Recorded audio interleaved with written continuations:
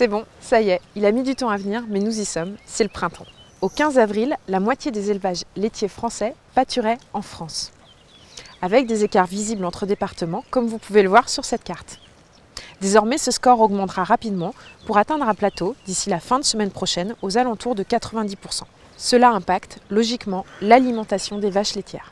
Nous développons un outil collectif, l'Observatoire de l'alimentation des vaches laitières, permettant de caractériser, de partager de manière inédite les réalités rencontrées en élevage afin d'améliorer le conseil, l'accompagnement et la recherche au bénéfice des éleveurs laitiers. Concrètement, comment ça marche ?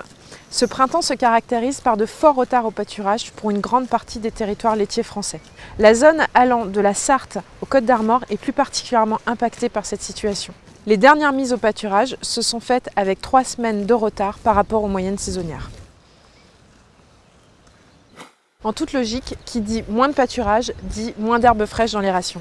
Et effectivement, on constatait encore au 15 avril un taux d'ingestion d'herbes en recul de 5 points en moyenne nationale française. Les éleveurs ont compensé en faisant davantage appel à leur stock fourrager, principalement le maïs en silage et d'herbe et du foin.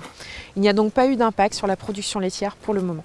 Pour autant, cette situation nous fait craindre une plus forte tension sur les stocks pour le reste de la saison, particulièrement si ces conditions climatiques séchantes se poursuivent. Malgré le froid et l'humidité, l'herbe a tout de même bien poussé et les stocks sur pied sont bien présents. Dans ce contexte, 2 conseils. Le premier, pâturer. Si les parcelles sont humides, il ne faut pas hésiter à diminuer la distribution à l'auge et à limiter le temps de pâturage pour éviter la dégradation des sols tout en garantissant un bon niveau d'ingestion des vaches laitières. Deuxième conseil, plus que jamais, il faut être très attentif au stade de pousse de l'herbe et il ne faut pas hésiter à débrayer et faucher sans attendre pour récupérer de bonnes repousses au cycle prochain.